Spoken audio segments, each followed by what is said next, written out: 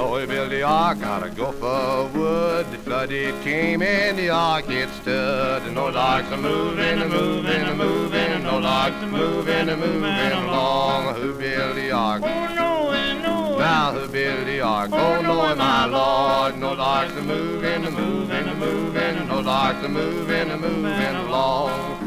He marched the animals 2 by 2, the hippopotamus and the kangaroo. And Noah's ark's a moving, a moving, a moving. Noah's ark's a moving, along. Who built the ark? Now who built the ark? Oh, Noah, my Lord. Noah's ark's a moving, a moving, a moving. Noah's ark's a moving, along. I'm Bob Crawford. And I'm Chris Breslin.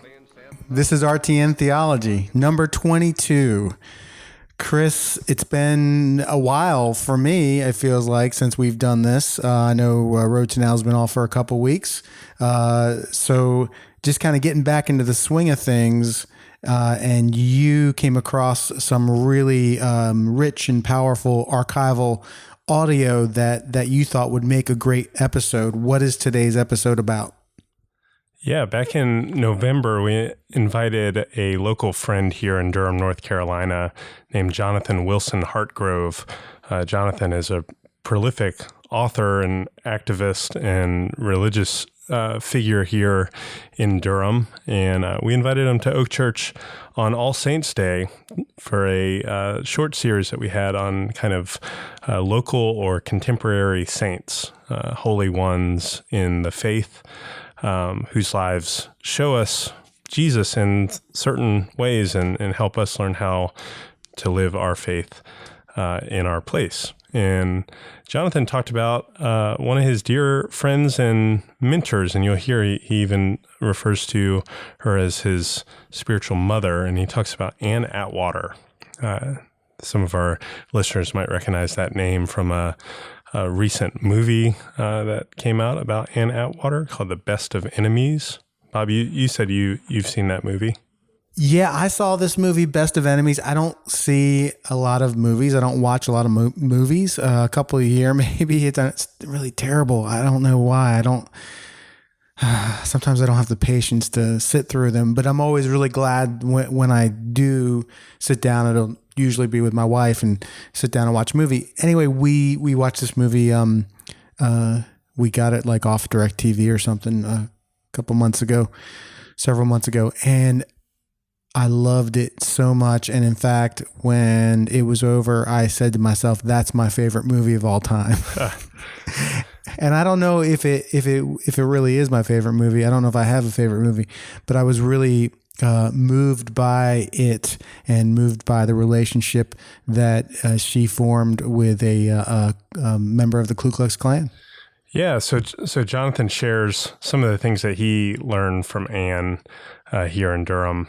He talks about after finishing divinity school seminary that he had to go to Ann to learn outside of the school, and talks about some of the things he learned on the front porch and about organizing. And this episode just seems so important and so needed for the season that we're in with, it's a political season and it's caucus season, and we're seeing all these ways locally and nationally that faith is being employed in politics and maybe weaponized in politics. And I think Ann's life and witness is, and through Jonathan, who's carrying that mantle with his work with Reverend William Barber and the Poor People's Campaign, it just shows a really embodied incarnational way of living our faith that is for the marginalized people and really reaches across some pretty extreme boundaries.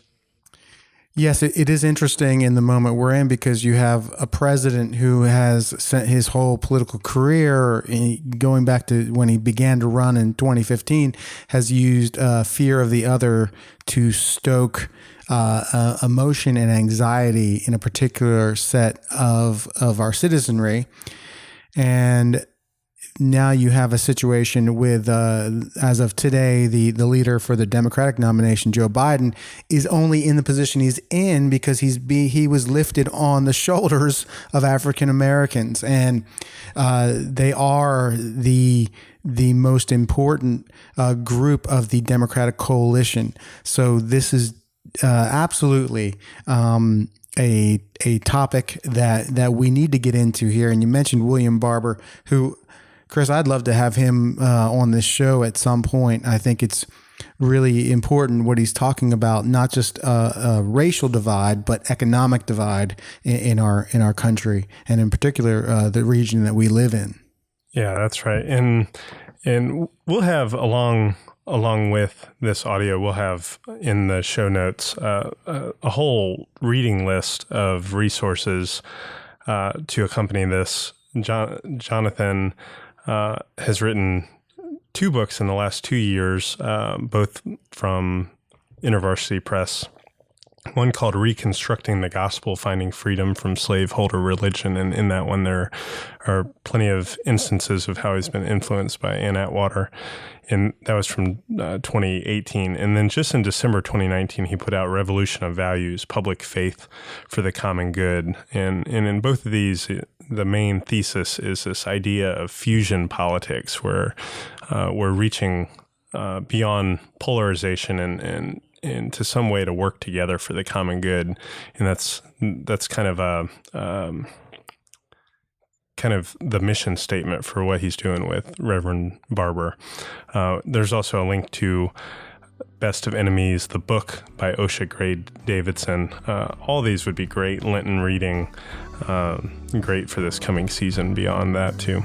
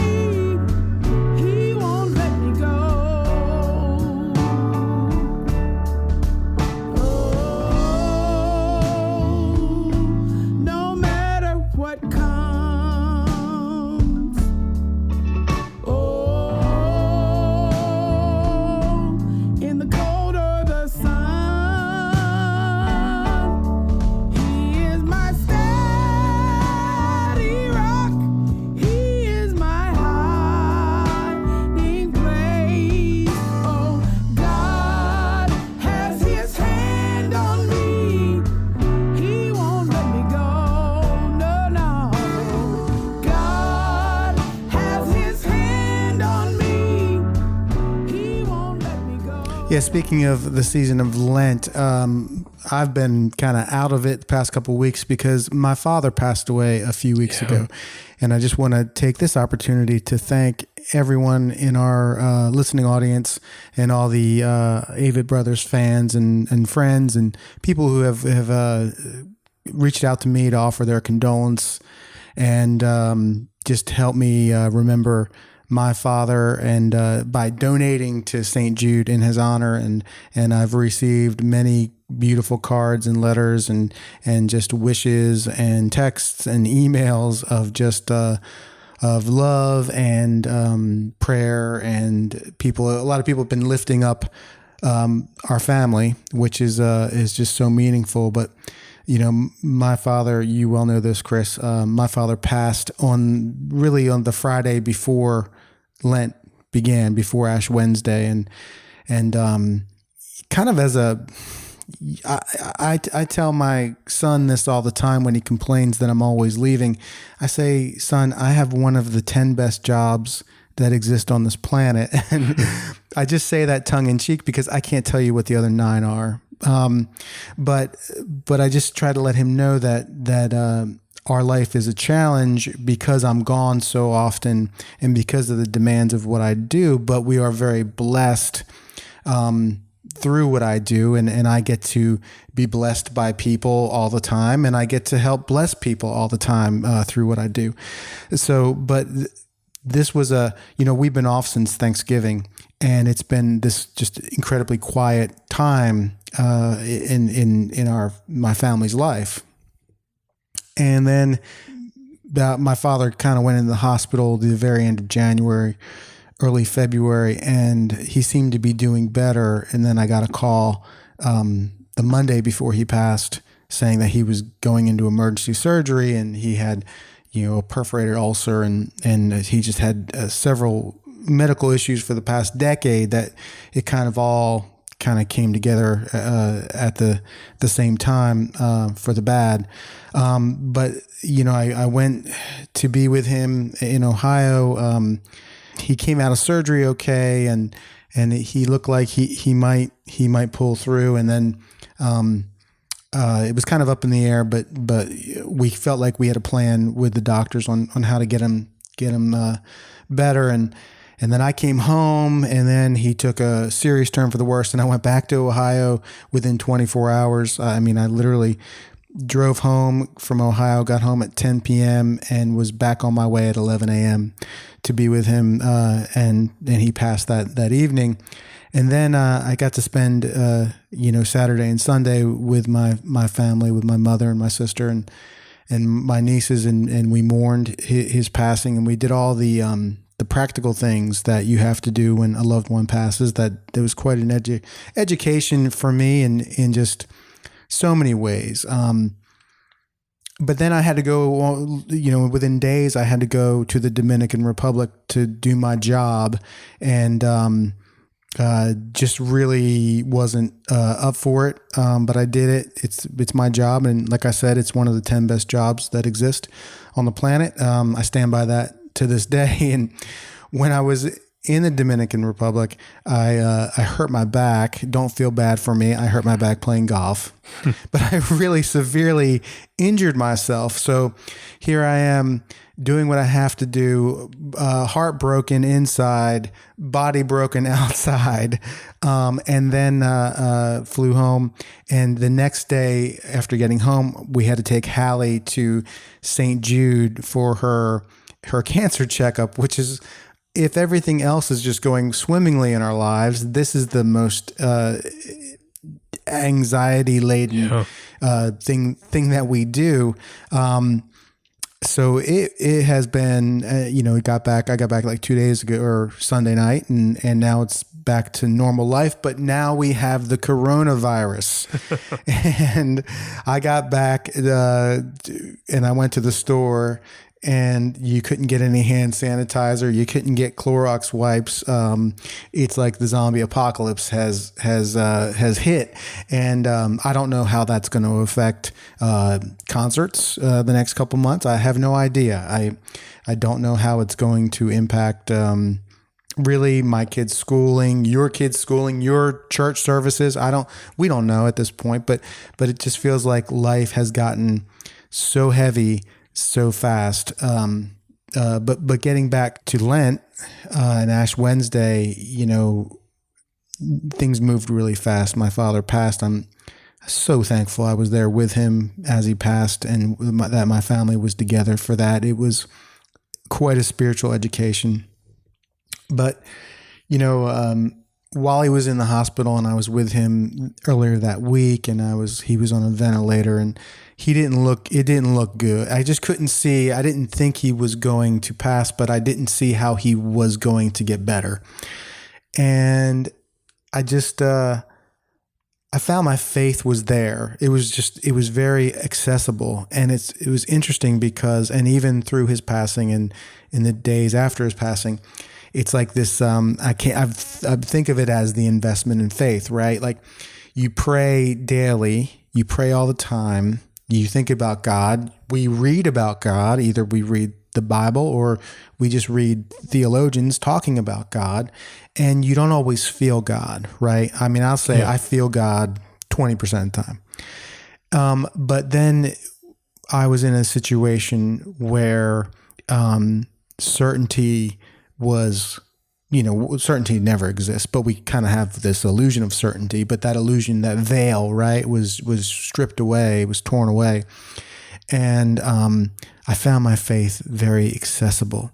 And I just thought, this is like, we don't feel God, but we're studying God, and we're praying to God and we're talking to God and we're talking about God. And it's like this investment, right? You're investing in your faith. You're putting it away. You're putting your spirituality, right. You're practicing. It's like practicing bass lines or practicing a golf swing, if you will. But you're investing. Like I always tell my son, you're investing in the future. You're putting away talent, or you're putting away a motor muscle. You're learning motor muscle that may come in handy. And it certainly did. And then when Melanie and I came to receive our ashes from you on Ash Wednesday, it was that moment, that raw moment of, this is Lent. Yeah. This is the hard, I don't want to say cold, but the hard fact of Lent is this moment. And it is the coming from dust and returning to dust, and which I had literally witnessed in the hours before coming to see you.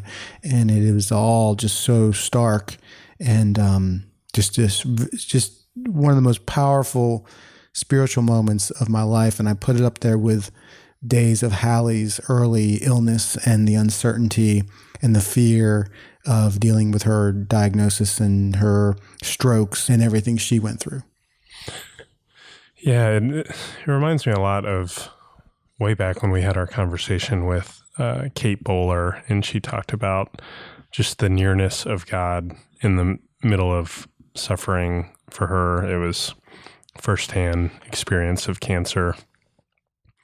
And then, you kind of move, praise God, beyond that and, kind of find normal again. But there's almost like a recognition of regret, or like wanting that nearness of God back. I just think that that's a miracle.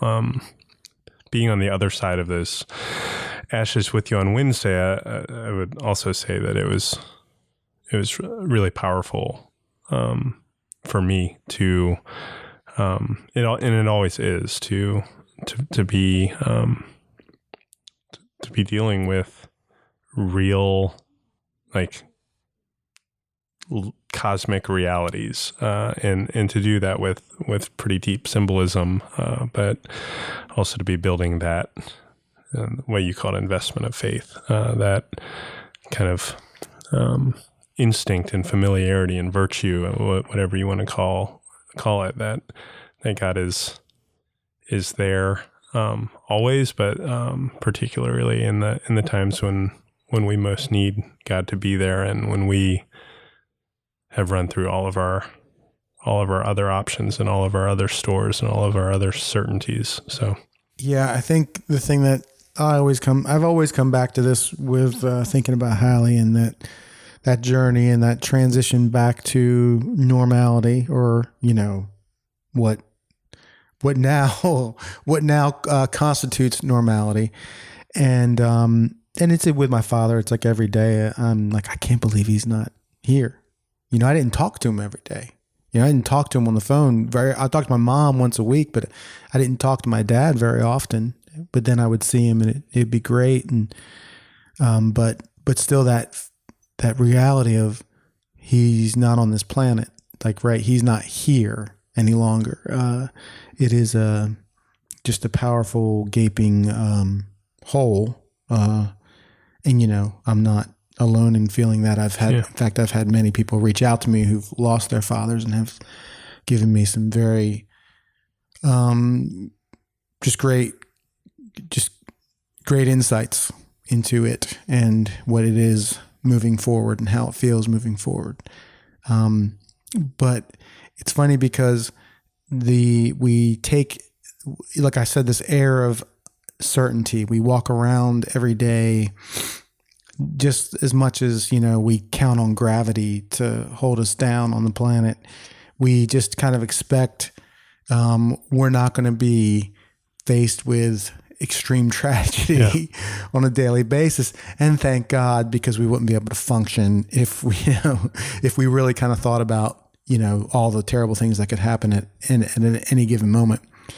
But speaking of like the most recent thing that we're all kind of like trying to understand this corona thing and how is it really serious? Is it really worse than the flu? What, and our lives are changing because of I guess it's a novel virus, because of the novelty and so much we don't know about it, that our lives are changing. And I just feel like we're all kind of facing this uncertainty together at this moment. And this, depends on, they're saying like a 3.4% mortality rate. Well, when you test everyone, it may be a point, I listened to a doctor today, said it's probably going to be like a 0.7% mortality rate. And that's about the flu. And, it's just certain groups are just going to really hit them hard. Yeah. But we're kind of, there's this psychological thing, and, there is a panic that's kind of come over, our society. And there's reasons for that. There's reasons of leadership for that, probably.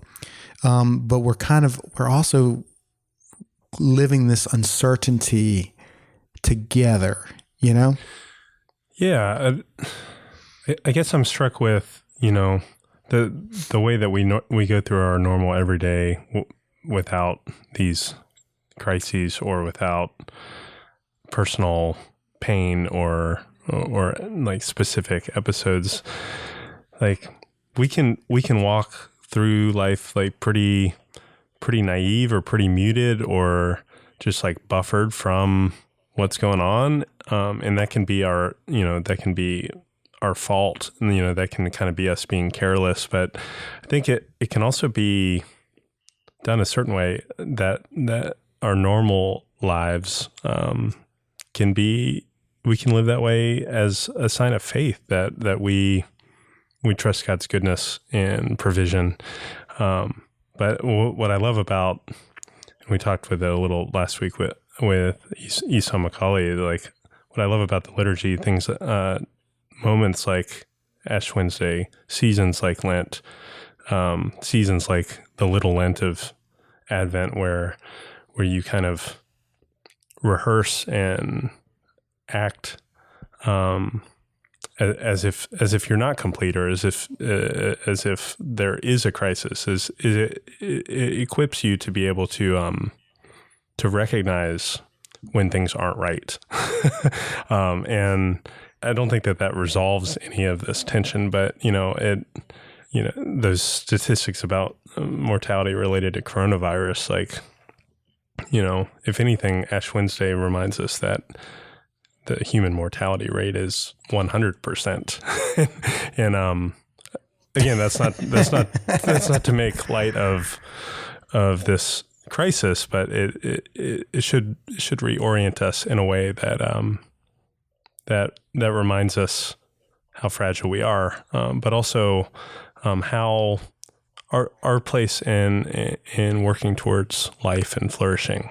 It's also a brilliant thing in this scary time, the impact that a little bit of hope makes interpersonally, the impact that just washing your hands as an act of neighbor love and caring for, elderly people, immunocompromised people, and people most vulnerable, like just washing your hands, 4 weeks ago, if you had told me I can love my neighbor as myself by washing my hands, that would have seemed like a pretty low bar. But, that there's some sense that even these really normal things done in a time of crisis can become sacraments and signs and symbols of this deep life and this deep reality and ministry that we're allowed. Well, yeah, Chris, I think, let me ask you this. How are you handling it in your church? We've had a lot of discussions, but just this past Sunday, we had sanitizer available for people. We encouraged anyone that was even thought that they were under the weather to stay home. We really sanitize the kids' spaces really well. And we provided an extra alternative for communion, kind of individually wrapped elements, which no one took. And I think that'll continue to change progressively in the coming weeks. But I've had this phenomenon where, I'm out and about. I have not socially distanced myself or self-quarantined or anything. And the world is just so normal. And then you go home at night and you read the news and the updates and the spread of this thing, and you mourn it and you grieve that. But it also like works this fear and anxiety in you that, I don't know, almost every day I figure I'm going to go out the next day and the streets are going to be empty and everyone's going to be wearing masks. And mostly that's not the case at all. And so Sunday was that too. It's like, oh, is anyone going to show up? Is everyone going to be weird? Is no one going to pass the peace? Is no one going to want anything to do with communion? And it simply hadn't been the case. We had our potluck meal and, so we're being cautious, and we're viewing all of these precautions as acts of neighbor love. But we're going to continue to gather. As we said, we're just going to lay off the greeting one another with a holy kiss. We might just do like a peace sign or an elbow bump or something a little less intimate. But so playing it by ear, taking our cues, praying like crazy, and washing our hands. You can use the doxology. Old 100th is a good hand washing song. It's about 20 seconds long. And that is in case you don't want to say your ABCs twice. Yeah, or happy birthday or whatever. The Lord's Prayer is good too, so. Yes, it is. Yes, it is. Well, great. Well, everybody, thank you for joining us again, and look forward to some new episodes in the coming weeks and months. And Chris, great job on this one.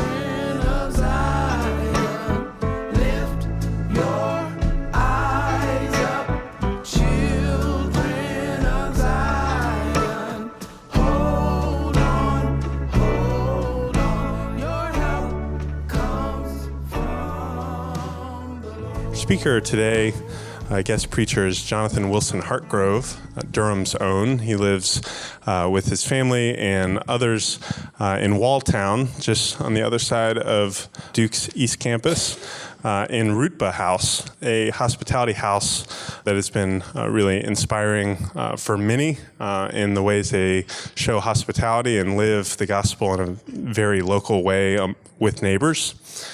Jonathan is also involved with the School for Conversion, and we've partnered with others with them through some various things in the past. Natasha Sistrunk-Robinson was here for reading. Also, when we did the 13th viewing with some friends from School for Conversion. So we love what they do and the way they partner around town for justice and community building and advocacy. Also, part of School for Conversion, and I'm sure Jonathan will talk a little bit about it today, is the Atwater Freedom Library hosted there in Walltown that Jonathan curates with others and is open and available for community use. Lastly, Jonathan's really busy these days in his role with Reverend Barber in the Poor People's Campaign, continuation and a reinvigoration of Reverend Dr. Martin Luther King's Poor People Campaign that has come about in these last couple of years to form these amazing, strange friendships and fusion politics partnerships. So we're thrilled to have Jonathan this morning talking about his friend and mentor in Atwater. I'm going to invite Sarah Brumeyer to come and read our scripture from Luke's Gospel. I'm reading from Luke chapter 18, verses 1 through 18. Jesus was telling them a parable about their need to pray continuously and to not be discouraged. He said, in a certain city there was a judge who neither feared God nor respected people. In that city there was a widow who kept coming to him asking, "Give me justice in this case against my adversary." For a while he refused, but finally said to himself, "I don't fear God or respect people, but I will give this widow justice because she keeps bothering me. Otherwise there would be no end to her coming and embarrassing me." The Lord said, "Listen to what the unjust judge says. Won't God provide justice to his chosen people who cry out to him day and night? Will he be slow to help them? I tell you, he will give them justice quickly. But when the Son of Man comes, will he find faithfulness on earth?" Thanks so much. It's good to be with you all this morning, and really good to sing with you and to see that when you had a chance to talk to one another, you didn't want to be interrupted. I'm always encouraged by that. In a church, we live in fractious times, and whether you turn on the TV or the Twitter or whatever, there's lots of things that are making people feel divided from one another, and a lot of people feel alone, at least the folks I talk to. And so it's good to be in communities where we're getting knit back together by songs and by fellowship, and it's good to hear that y'all eat together when you gather too. I think growing food and eating it together is a good way we getting it together as well. I'm also really encouraged that y'all are doing this series with celebrating our local saints. And it is a great honor today for me to remember with you Durham's persistent widow, Ann Atwater. So if you would join me in prayer, I'll do what I can to preach this text. Let's pray. Oh Lord, whenever you call women and men to preach, you run the risk of putting your treasure in earthen vessels. Precious, precious water for our spirits in clay pots that are liable to be cracked. And so I pray as we gather this morning before your word that I might become less so that you could become more. Please hide me behind your cross. And may the words of my mouth and the meditations of all of our hearts be acceptable in thy sight, O Lord, our strength and our Redeemer. Amen. Well, I don't know about y'all over here at Oak Church, but at St. John's Baptist Church, where I'm a member, the old folks in particular these days say that it's a praying time. Y'all know what that means? When the old folks say it's a praying time, it means that things aren't all that easy and they don't appear like they're getting easier anytime soon. I have a distinct memory of the first Sunday after the election in November of 2016. The male chorus was on. Most of the members of our male chorus are over 70. The oldest member is 99 this year. But the male chorus was on. Men who have seen a lot in American history and who had just witnessed, of course, the election of a president who had been endorsed by the KKK. And there was a lot of tension in the community, a lot of anxiety in the church. I'll never forget the male chorus getting up and choosing as the selection for their first song, "I'll Be All Right." That old song that says, "I'll be all right, I'll be all right, I'll be all right after a while." It's a praying time. There have been shootings in our city just this week. And there was a vigil just yesterday where people gathered at the church, where many of us gather regularly to pray and work together for a nonviolent Durham. A man was shot in the street and died in the yard of that church just over in East Durham. There was a gathering there yesterday, a public witness against violence in our city. It's a praying time. We spent last week over in Walltown, as I know y'all are very much here these days, talking about the development that's happening in our community and how it's impacting people. We had a meeting about the mall that's been purchased by a big developer that has offices in London and Mumbai and all over the world and has $7.5 billion in assets, but we're not sure what their plan is for this place that's been such a central part of our community. And of course, we're all talking about how anybody can afford to live in Durham anymore. And we have on the ballot here just this coming week an affordable housing bond. And so we were having a conversation in our neighborhood about what that might mean and how we could work together to use the resources that we do have and that we can pull together to make housing affordable in Durham. It's a praying time. There are lots of changes. There are things that we can't control that scare the heck out of us. And there are things that we do have some influence over that we're still engaged with fear and trepidation often. It's a praying time. And if you look through Scripture, one of the things that strikes me is that the saints of Scripture, those real life examples of how God's grace can be made real and fleshed out in history, in human life, saints emerge in praying times. Moses is drawn up out of the river when the babies are getting slaughtered in Egypt and is called to lead God's people in a praying time if there ever was one. Queen Esther, you remember? She's there in the palace of the king in a praying time when a plan is underfoot to have everybody killed. And she says, or her uncle says to her, maybe you've been called for such a time as this. It's a praying time. It's a praying time, of course, when Daniel is living in a kingdom where they rule that his prayers are illegal, and he prays anyway in an act of divine obedience, which we sometimes have to call civil disobedience. Daniel prays and goes into the lion's den to face those powers, those forces of evil that can take our life, and yet to trust that God is powerful enough to meet us in that place. That is the praying time. I was thinking in light of our text this morning, Luke says that Jesus told this parable of the persistent widow because he wanted us to always pray and not to faint.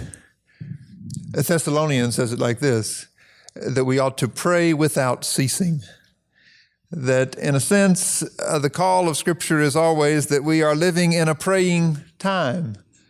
And I was thinking about the witness of those desert mothers and fathers who went out into the Egyptian and Syrian deserts at another praying time, at a time when a powerful world leader, in fact, the leader of the largest world power on the globe at that time, had a victory that was unanticipated. This was a long time ago, not recently, but a victory that was unanticipated, and he and others attributed that victory to God. And in that moment, what happened was people who were living in a praying time, who were seeing all kinds of injustice and oppression, Christians had to deal with the double burden of that injustice being committed in their name. It was a praying time. Now again, I'm talking about the 4th century. I'm talking about the 4th century when Constantine was the emperor and had the victory at the Milvian Bridge, and when Constantine began to offer favors to the church and people began to pray and to celebrate Constantine as a great Christian leader. And there were in that praying time people who went out into the deserts. They said to dedicate themselves to prayer. It's a fascinating tradition, the tradition of the desert mothers and fathers. Their wisdom, their sayings are recorded and passed down to us, and within them we find this fascinating account of what it means to be conduits of God's grace in a praying time. There's one story I love about somebody who went out to Abba Joseph. He was one of these desert fathers who had been out there for a while. He had become a master of this tradition of praying, devoting one's whole life to prayer, to pray and never give up, as Jesus says. And somebody came out and said, Abba Joseph, I want to dedicate my whole life to prayer. I pray whenever I can. I read the scriptures. I fast 2 days a week. What more can I do, he says to Abba Joseph, in order to pursue God? And the story says that Joseph stood up and stretched his hands to the heavens. And as the disciple who had come to question him witnessed it, all 10 of his fingers were on fire. And Abba Joseph said, if you want, you can become all flame. I don't know what that means, but I think the story is preserved because at the heart of this tradition, there is this sense of mystery, right? This incredible mystery that there is a possibility, there's something that God makes possible that we don't understand, right? That if you want to, you can turn into a fire. Like that burning bush that Moses stumbles on in the desert. I mean, what is it? Who knows? God just says, take off your feet. You're standing on holy ground. There's that mystery. And yet in the midst of the mystery that I think these saints discovered in the desert, there's also an incredible pragmatism. So there's this other story about one of these disciples who comes out to the desert father and he says to him, just this thing that we have before us today, this question of what it means to always pray and never give up. What does it mean to pray without ceasing? He says, Father, tell me, how can I pray without ceasing? And he says, well, I'll tell you what I do. I pray and I weave my basket. I pray and I weave my basket. This is where the monastic tradition of work and prayer comes from. While I say my prayers, I can center myself in prayer, and I learn to pray while I work. And he said, but I was long troubled because I didn't know how I could pray when I slept. And then I realized that if I pray and weave my basket, then when I sell my basket at the market, I can give that money to the poor. And then when I sleep, they will pray for me. This is how I've learned to pray without ceasing. It's an incredible pragmatism, right? That this mystery, that there's always more to learn, that there's something that we don't understand that's far beyond us. God is complete mystery, and yet there's a pragmatism to how we work this out, to how we can learn to pray without ceasing. I think of all those desert mothers and fathers and that combination of mystery and pragmatism whenever I remember Ann Atwater, who was in so many ways my spiritual ama, my spiritual grandmother here in Durham. We came to Durham in 2003, and at that time, whenever I went to anything that was happening in the community in Durham, I noticed that Ann was there.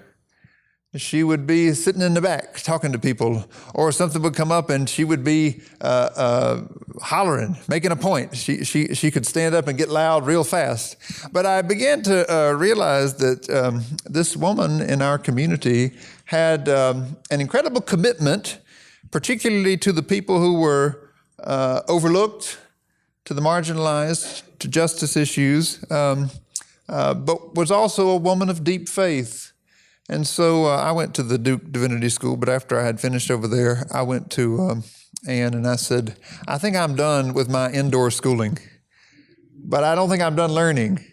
And I asked her if she would become my teacher, and she said, well, what do you mean? I said, well, you're a community organizer. I want to learn that. I want to learn that from you. And she said, oh, that's simple.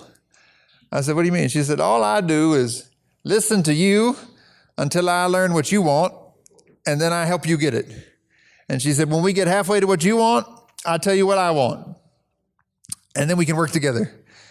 And I said, all right, well, can we do that? And she said, well, I'll do that with you as long as you want. She said, under one condition, she said, you have to become my son. This was her way always adopting people into her family. And so what I wanted to do today is just lift up a few things that I learned from Ann Atwater, but I don't know a better way to do that than to first let you hear from her.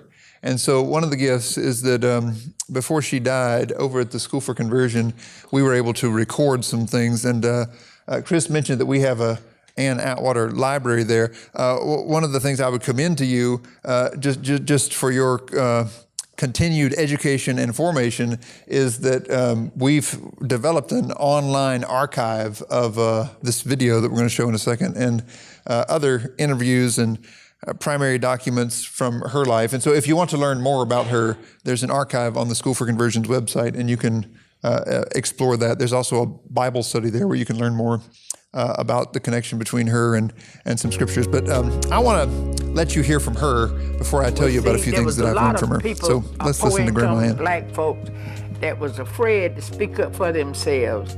And after my learning how to talk, organize, I went out and started dragging them out, making them talk for themselves. And anytime they have having a problem, I'd always go with them to support them, but I'd make them talk first for themselves. And when they found out that, and this was back in '64, and they have not stopped calling me as of yet about help. Somebody's up called me this morning, wanted to know what services did my church give and what services do I give. And I told them I just lend whatever God give me to give out. God gave me, number one, the gift to reach out and touch. And when I feel that somebody called me for some help, God wants me to go on record as saying I tried. All I had was God holding my back, and that's it. I had to wait, had to really put out there on faith. Then, sure enough. Has he still got your back? He still got my back. And he always will have it, as long as I keep trusting in him. But you can't sell love. No, I'm not going to sell out. They said I had, but I am not. Somebody said you sold out? Yeah, they said I sold out because I worked with a Klansman. And where I worked with a Klansman, and he changed from a Klansman to a Christian. And they said I had sold out. Said he was a nigger lover. And we was chosen to be co-chairs to integrate the school system peacefully. CP was the head of the Klan, and so I was just an activist with a loud mouth. What's CP? It's his Claiborne Ellis. That's his name, Claiborne Paul Ellis, and we called him CP. And he was walking around, and he didn't want it. He didn't want that. And I particularly didn't want it at the time, but then I knew we were going to have Bill 1 school, and the children had to get the best education they could. And I know if we weren't going to look after our children, nobody else would. But we went to the schoolhouse, and we found out that the teachers there were out of their field. And so that's when me and him decided that we would work for the cause and not stop fussing and arguing because one was black and one was white. He was upset and I was upset. And he was cussing and calling all black folks niggers, and I was calling all white folks crackers. And I couldn't stand white folks anyway. And so it wasn't till way down in the meeting, about the last week of it, is when the children talked to us and got us together saying that they wanted to go to school with each other. And then we looked at each other like fools. We've been arguing about the wrong thing and hadn't been doing anything to make the school system be better. And that's when me and him started getting together. I saved his material. He hung it up on the wall one day at the meeting, and I kept the boys from tearing it up. And so he decided that I want as bad. He said, "You ain't as bad as I thought you was." And he started talking to me, and we started talking back. We went in the office and cried because we were doing things the wrong way, just because one was black and one was white.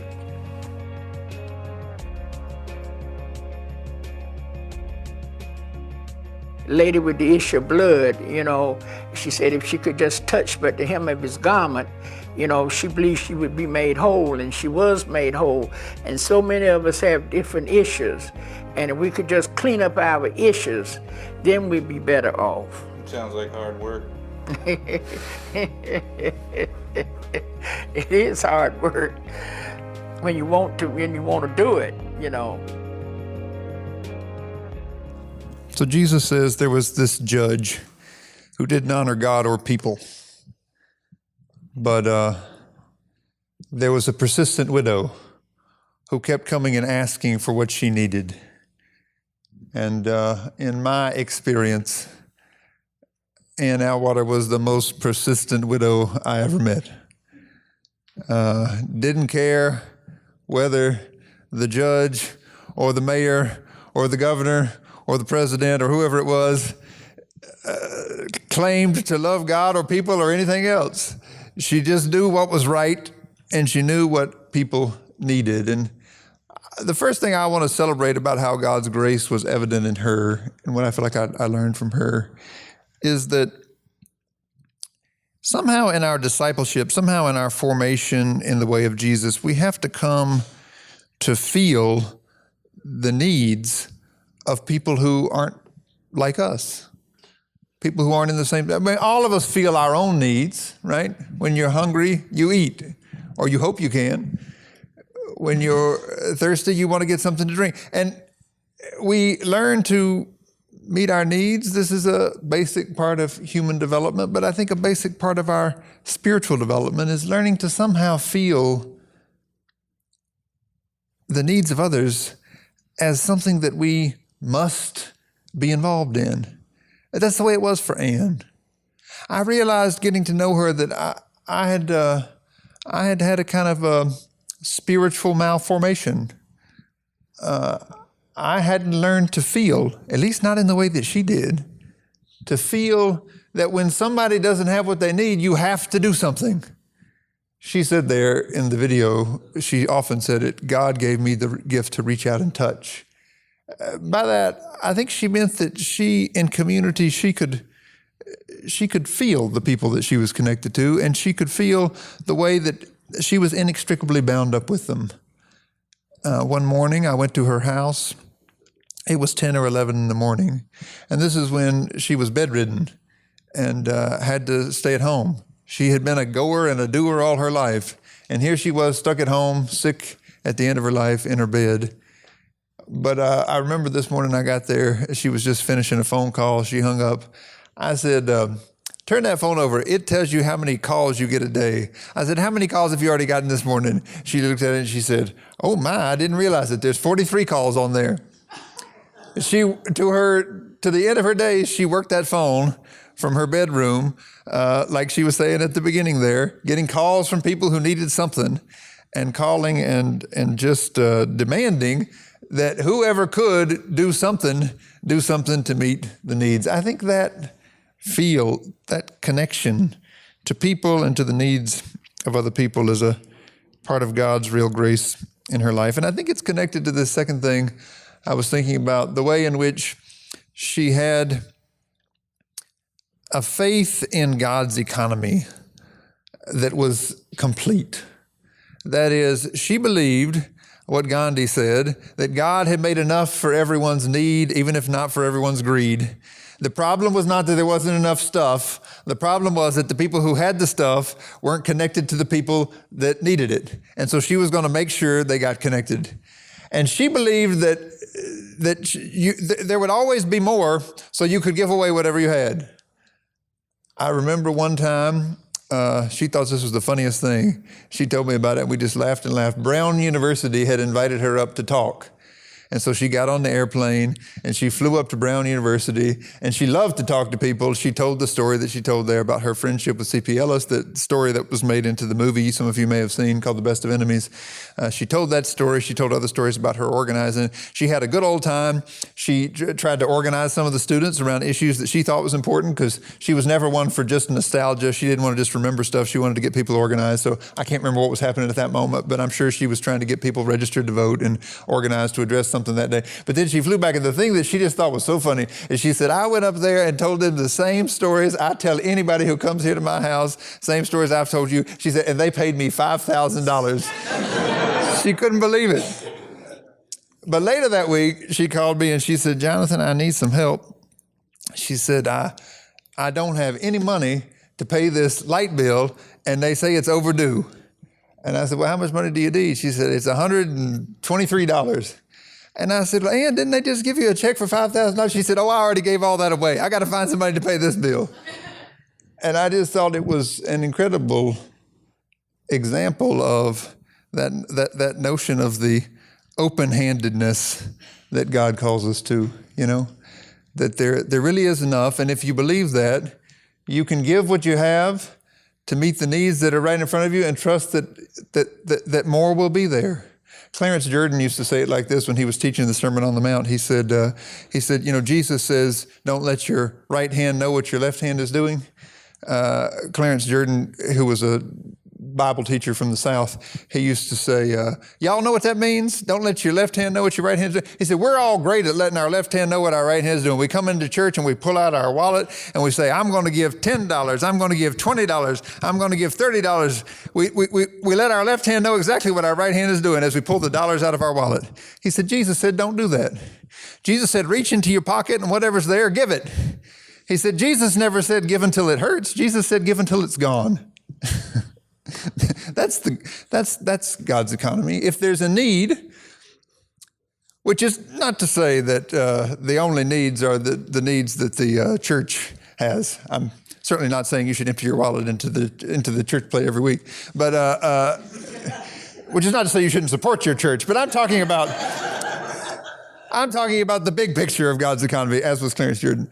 And Ann Atwater was a beautiful example of this trust, that there really is enough, and that if we each use what we have, in the way that Jesus asked the disciples on that day when they weren't sure how to feed that big old crowd, Jesus didn't say, where can we find enough? Jesus said, what do you have, right? And beginning with what they had, they broke it, and it multiplied, and there was enough for everyone. I think it's a beautiful picture of God's economy. And finally, what I wanted to say about her witness is that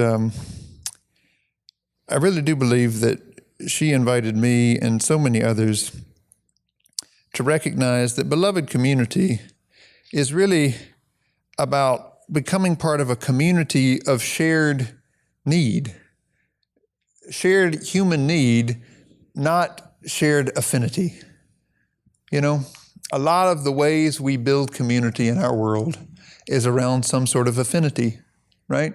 We all end up in spaces with other people who look like us or have had similar experiences to us because we know the same language and we like the same things, right? We eat the same kind of food, we listen to the same kind of music. As a matter of fact, there's a whole way of growing churches that was developed on what they called the homogeneous unit principle. Are you familiar with this?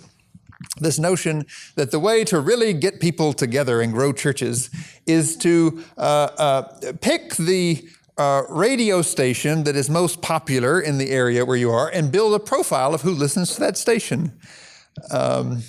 Rick Warren out in Southern California said, it's Saddleback Jane and Joe. He said, these are people who listen to this radio station, who work in these tech jobs, who have 2.3 kids and a house in the suburbs, and we're going to build a community that welcomes people like that. And as a matter of fact, if you play that kind of music and you cater to the needs of that demographic, you can get a whole bunch of the same kind of people in one place. In a certain way, it is effective. But I don't think that what happens in that way of gathering people is really any different than what happens when we build shopping malls or when we, launch another McDonald's franchise. You've simply found a way to meet the consumer desires of an existing population.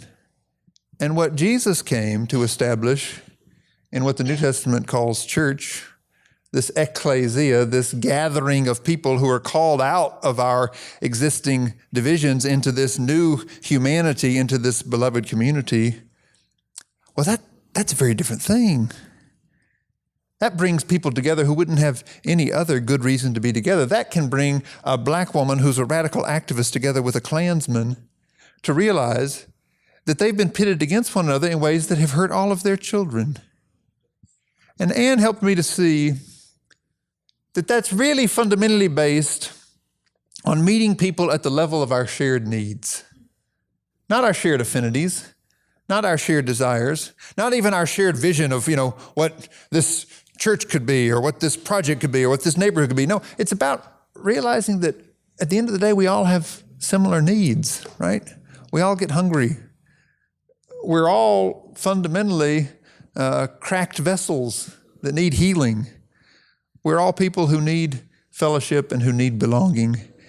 And in a beautiful way, in a way that was both exceptional in that it allowed that mysterious light of God to shine into the world, and pragmatic in the sense that it didn't take any special degrees or training or resources. No, she just carried it out of her HUD housing development home that she lived in over there off Highway 98 till the end of her days, in a way that was both exceptional and pragmatic, revealed this way that we can live together into beloved community. And at the best, I think that's what the lives of the saints do. They show us what an incredible thing is possible when God gets involved in our lives. And yet they also reassure us that it's possible for people like you and me, for people like Ann Atwater and all the saints who we remember on this All Saints Sunday. It's possible for us to be knit together into something that is doable, but that is also as mysterious as some guy standing up in the desert with his hands stretched to heaven and saying, if you want to, you can become pure fire. So I wanted to invite you to pray with me by singing a song that Ann loved. Whenever we got groups together, Ann and I taught together for the last decade of her life, and whenever we got groups together, she said, we can never stop without doing two things. We have to get people organized. So she would say, always pass a list around so you can follow up with people. Well, y'all are already organized as a church, so when we need you to do something, I'll just call Chris. So you're already organized. But she said, we got to get people organized, and we have to get people singing.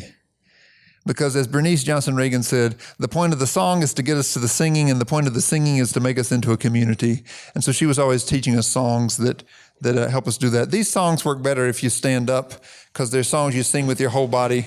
This is one you've heard before, but I thought especially on this first Sunday of November, we would sing it in two verses, with one that can give us some basic instructions for this week. So it goes like this: guide my feet, Lord, while I run this race. Oh Lord, guide my feet, Lord, while I run this race. Oh Lord, guide my feet, Lord, while I run this race.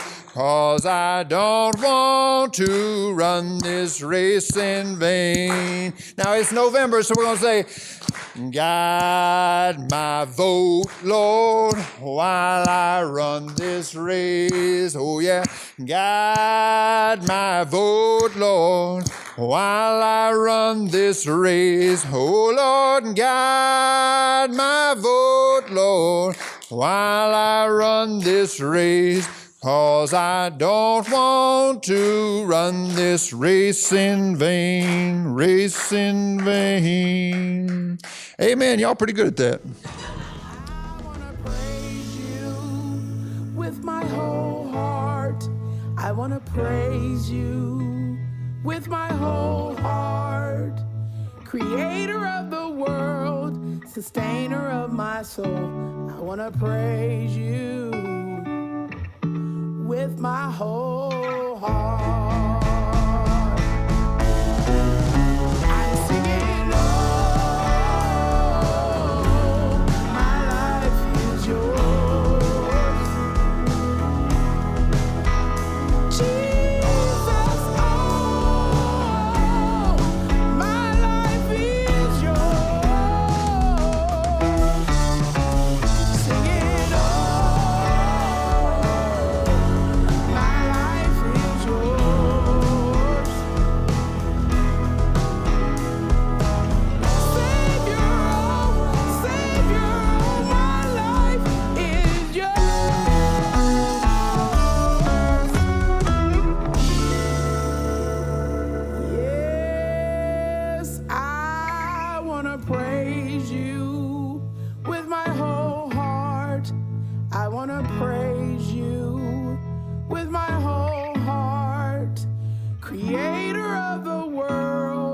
sustainer of my soul. I want to praise you with my whole heart.